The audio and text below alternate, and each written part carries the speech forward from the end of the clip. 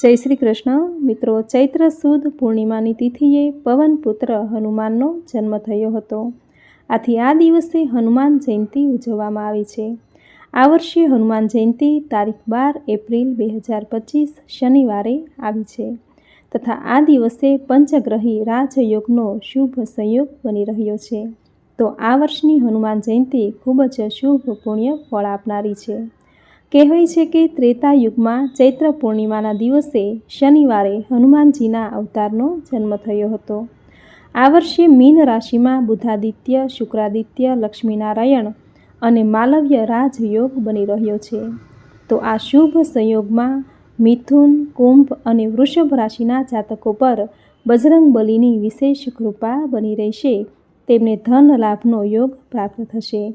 આથી આ રાશિના જાતકોનું ભાગ્ય ખુલી જશે.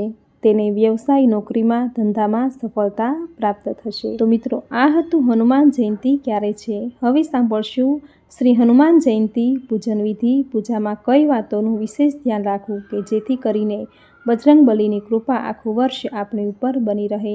આ દિવસે કરવાના કાર્યો, ઉપાયો તથા શ્રી હનુમાન જન્મની કથા સાંભળશું. બોલો બજરંગબલી હનુમાનની જય. મિત્રો, કહેવાય છે કે હનુમાન જયંતિના દિવસે જે કોઈ ભક્તો હનુમાનની પૂરી શ્રદ્ધાથી, ભક્તિથી પૂજા કરે છે, હનુમાન દાદા તેના ભક્તોની પાસે ખરાબ શક્તિઓ ભટકવા નથી દેતા અને તે પોતાના દરેક જ્ઞાન, અજ્ઞાન શત્રુઓ પર વિજય પ્રાપ્ત કરે છે. હનુમાન જયંતિના દિવસે વિધિ વિધાનથી વ્રત કરનાર, હનુમાનજીની પૂજા કરનાર ભક્તના ઘરમાં આખું વર્ષ સુખ અને સૌભાગ્ય બની રહે છે. હનુમાન જયંતિના દિવસે કરવામાં આવતી હનુમાનજીની સાધનાને ખૂબ જ પુણ્યશાળી ગણવામાં આવે છે. કહેવાય છે કે હનુમાન જયંતિના પુણ્યથી સાધકના અટકેલા કાર્ય પૂર્ણ થાય છે અને કરેલા પ્રયત્નો સફળ થાય છે. બજરંગબલીના ભક્તો પર દરેક સમયે ધન્યતા રહે છે, જેના કારણે કોઈ પણ પ્રકારની દુષ્ટતા કે દુષ્ટ આત્માઓનો ખતરો તેને રહેતો નથી. મિત્રો, આપણા હિન્દુ ધર્મમાં કોઈ પણ દેવી દેવતાની પૂજા કરતા સમયે શુભ સમય જોવામાં આવે છે, પરંતુ હનુમાનજીની પૂજા કરવા માટે કોઈ સમય જોવામાં નથી આવતો. ગમે ત્યારે સવાર સાંજ તમે હનુમાનજીની સાધના આરાધના કરી શકો છો અને તેના આશીર્વાદ પ્રાપ્ત કરી શકો છો. તો મિત્રો, હવે જાણીશું કે હનુમાનજીની પૂજામાં કઈ વાતોનું ખાસ ધ્યાન રાખવું જોઈએ. તો સૌ પહેલાં તો હનુમાનજીને કેવા ફૂલ ચઢાવવા જોઈએ. તો હનુમાનજીને પુરુષવાચક નામના ફૂલ ચઢાવવા એવું શાસ્ત્રોમાં જણાવ્યું છે, જેમ કે કમળ, ગુલાબ, આંકડો, લાલ કરેણ, ગલગોટો, જાસૂદ વગેરે.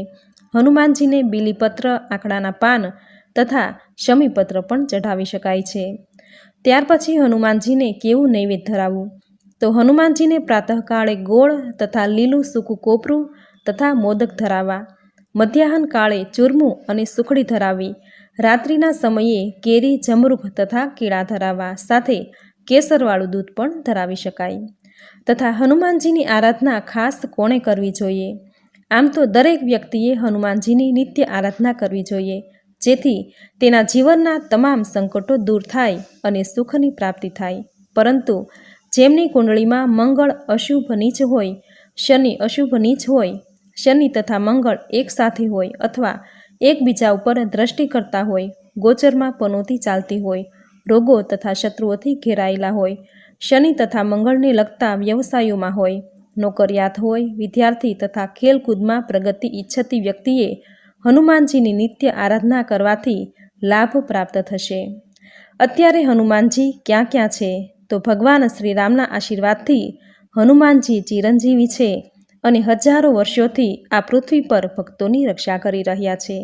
સંત તુલસીદાસજીને પણ હનુમાનજીએ દર્શન આપ્યા હતા. ભીમ તથા અર્જુનને પણ મળ્યા હતા. શ્રીમદ ભાગવત પુરાણ અનુસાર કળિયુગમાં હનુમાનજી ગંધમાદન પર્વત પર નિવાસ કરે છે. આ પર્વત કૈલાસ પર્વતની ઉત્તર દિશામાં આવેલો છે. અત્યારે તિબેટની સીમામાં છે. આ પર્વતના શિખર ઉપર જવું અશક્ય છે. આ પર્વત પાસે પહોંચવા માટે નેપાળ, માનસરોવર થઈને, ભૂટાનની પહાડીઓ ઉપર થઈને અથવા તો અરુણાચલથી ચીન થઈને આ ત્રણમાંથી કોઈ પણ એક રસ્તે પહોંચી શકાય છે. પરંતુ હનુમાનજીની કૃપાને પ્રાપ્ત કરવા માટે, બજરંગબલીના દર્શન કરવા માટે આપણે ક્યાંય જવાની જરૂર નથી. માત્ર શ્રી હનુમાનનું નામ સ્મરણ કરવાથી, ભગવાન શ્રી રામનું નામ સ્મરણ અને હનુમાનજીની ભક્તિ કરવાથી હનુમાનજી આપણી પાસે પધારે છે તે તો સ્મરણ માત્રથી હાજરા હજૂર છે. હનુમાન જયંતીની પૂજાનું પુણ્ય પ્રાપ્ત કરવા માટે માત્ર શુદ્ધ ઘીનો દીવો પ્રગટાવવો જોઈએ અને આ દીવામાં લાલ રંગની વાટ મૂકો તો તેની શુભતા વધી જશે. હનુમાનજીને લાલ રંગ ખૂબ જ પ્રિય છે. આથી હનુમાનજીની પૂજામાં લાલ રંગના ફૂલ, લાલ રંગના ફળ, લાલ રંગના વસ્ત્ર અને સિંદૂર અર્પણ કરવું જોઈએ. મિત્રો, હનુમાન જયંતીના દિવસે હનુમાનની પૂજા ભોગ ધરાવ્યા વગર અધૂરી છે. આથી આ દિવસે તેમનો પ્રિય પ્રસાદ જેમ કે બુંદી, મોતીચૂરના લાડુ, ગોળ ચૂરમાના લાડુ, ગોળ અને ચણા વગેરે ધરાવવા. હનુમાનજીની પૂજામાં તુલસી દળનો વિશેષ ઉપયોગ કરવામાં આવે છે. કહેવાય છે કે જ્યાં સુધી તમે તુલસી દળ ન ચડાવો ત્યાં સુધી હનુમાનજીનો પ્રસાદ અધૂરો માનવામાં આવે છે. આથી જ હનુમાન જયંતીના દિવસે હનુમાનજીની કૃપાને પ્રાપ્ત કરવા માટે તુલસીના પાનની બનેલી માળા હનુમાનજીને અર્પણ કરવી. જ્યાં સુધી તમે ભગવાન શ્રી રામ અને માતા જાનકીની પૂજા ન કરો ત્યાં સુધી હનુમાનજીની કોઈ પણ પૂજા અથવા ધ્યાન અધૂરું માનવામાં આવે છે. આથી હનુમાન જયંતીના દિવસે બજરંગબલી સાથે સિયારામનું ધ્યાન કરવું અને તેના મંત્રનો જાપ જરૂર કરવો. જે સાધક હનુમાન જયંતીની પૂજા કરે છે તેમણે આ દિવસે તામસી વસ્તુનો ઉપયોગ ન કરવો જોઈએ. તથા કહેવાય છે કે હનુમાનજી બ્રહ્મચારી હતા. આથી બજરંગબલીની પૂજામાં મહિલાઓએ સ્પર્શ કર્યા વગર જ દૂરથી દીવો પ્રગટાવીને હનુમાનજીની પૂજા કરવી જોઈએ. તથા સ્ત્રીઓએ હનુમાનજીને ક્યારેય જનોઈ, સિંદૂર, વસ્ત્ર તથા ચોલા ન ચઢાવવા જોઈએ. આમ કરવાથી તે સ્ત્રીને દોષ લાગે છે. બજરંગબલીએ મહિલાઓને માતા સમાન માની છે. આથી સ્ત્રીઓએ તેમના ચરણોમાં નમીને પ્રણામ ન કરવા જોઈએ. મિત્રો, આ દરેક નિયમોનું પાલન હનુમાનજીની પૂજા કરતા સમયે જો કરવામાં આવે તો પૂજામાં કોઈ જાતનો દોષ લાગતો નથી અને પૂજા સફળ થાય છે અને મનની દરેક મનોકામના પૂર્ણ થાય છે. તો મિત્રો, આ હતું હનુમાન જયંતીના દિવસે પૂજામાં કઈ બાબતોનું વિશેષ ધ્યાન રાખવું જોઈએ. અને હવે સાંભળશું હનુમાન જયંતીના દિવસે સાંભળવામાં આવતી શ્રી હનુમાન જન્મની કથા. બોલો પવન સુત શ્રી હનુમાનની જય. સ્કંદ પુરાણના વૈષ્ણવ ખંડમાં એવી કથા છે કે અંજના અને કેસરી સુમેરુ પર્વત પર રહેતા હતા. તેમને સંતાન સુખ ન હતું એટલે અંજનામાએ વ્રત તપ કરવા માંડ્યા. એકવાર તેમને મતંગ મુનિ મળ્યા. તેમને અંજનાએ પુત્ર પ્રાપ્તિ માટેનો ઉપાય પૂછ્યો. મુનિએ તેમને કહ્યું કે તમે વૃષભાચળ પર્વત પર જઈ વાયુદેવની ઉપાસના કરો. તે તેમને મહાકર્મી અને અજેય એવો પુત્ર આપશે. વૃષભાચળ ઉપર જઈ મતંગ મુનિના કહેવા મુજબ અંજનામાએ તપ આદર્યું એટલે વાયુદેવ પ્રસન્ન થયા. એમણે અંજના સતીત્વનો ભંગ કર્યા વિના અવ્યક્ત રૂપે માનસિક સંકલ્પ દ્વારા અંજનાને આલિંગન કરી પુત્ર આપ્યો. આ અંજના દેવીનો પુત્ર આંજનેય વાયુ જેવા મહાબળવાન થયા. તેથી તે વાયુ પુત્ર કહેવાયા. તથા શિવપુરાણના શતરુદ્ર સંહિતામાં એવી કથા છે કે ભગવાન વિષ્ણુનું મોહિની સ્વરૂપ જોવા માટે શંકરજી વિષ્ણુ પાસે ગયા અને તે સ્વરૂપ જોવા ધ્યાનમાં પ્રાર્થના કરી. ભગવાન વિષ્ણુએ પોતાના પ્રભાવથી માયાથી તે દિવ્ય સ્વરૂપનું દર્શન કરાવ્યું.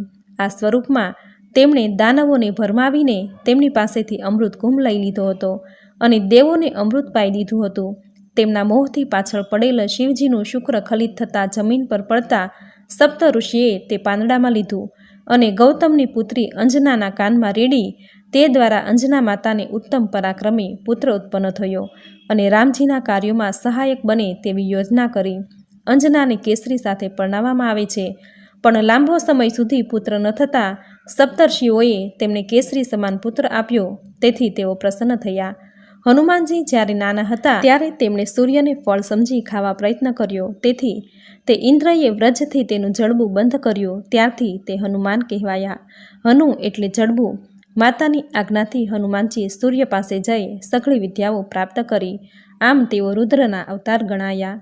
હનુમાન જન્મની એક અદ્ભુત કથા રામાયણમાંથી મળે છે કે અયોધ્યાના રાજા દશરથજીને પુત્ર ન હતો. તેથી તેણે પુત્રેષ્ઠ યજ્ઞ કરાવ્યો.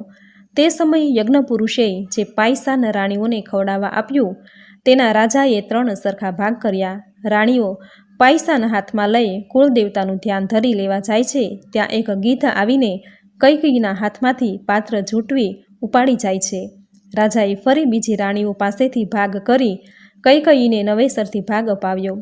પરંતુ બીજી તરફ અંજનાદેવી પુત્ર ઈચ્છાથી પર્વત પર તપ કરી રહ્યા હતા. વાયુદેવે અયોધ્યામાંથી પડ્યો ઉપાડી ગીધની ચાંચમાં હતું તે પાયસન પાડી નાખ્યું અને હવામાં લાવીને તપ કરતા અંજના દેવીની અંજલિમાં મૂકી દીધું. તેણે તે પ્રસાદ રૂપ ગ્રહણ કર્યું એટલે અંજનાને ગર્ભ રહ્યો અને હનુમાનજી મહારાજનો જન્મ થયો અને તે અંજની પુત્ર કહેવાયા. આવી રીતે આપણા શાસ્ત્રો અને પુરાણોમાં હનુમાનજીના જન્મની જુદા જુદા સ્વરૂપે કથા કહેલી છે. હનુમાનજી નાનપણથી જ બુદ્ધિશાળી, બળવીર અને પરાક્રમી હતા. હનુમાનજી માટે સંસારમાં એવું કોઈ કાર્ય નથી કે જે તેઓ પાર ન પાડી શકે. હનુમાનજીમાં જ્ઞાન, ભક્તિ અને વૈરાગ્ય જેવા ગુણ છે. દયાનિધિ હનુમાનજી મહાયોગી અને વરદાતા છે. તેની ઉપાસના તુરંત ફળ આપનાર અને કાર્ય સિદ્ધિ કરનાર છે.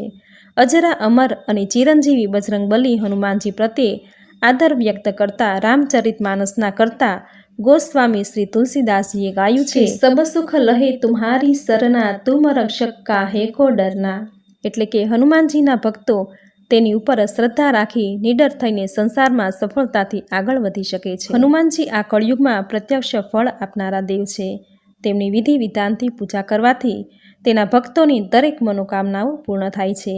તેના જીવનની દરેક દુઃખ, કષ્ટ, ગરીબી, નકારાત્મકતા, અમંગળતા દૂર થાય છે. તેના જીવનમાં સુખ, શાંતિ, સમૃદ્ધિ અને સકારાત્મકતા આવે છે.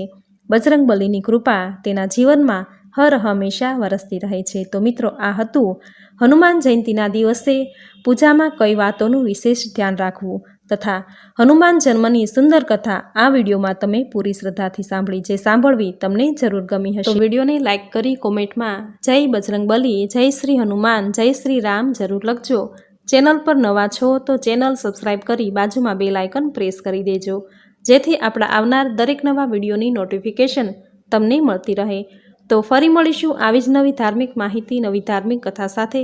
ત્યાં સુધી આપ સૌને મારા જય શ્રી કૃષ્ણ.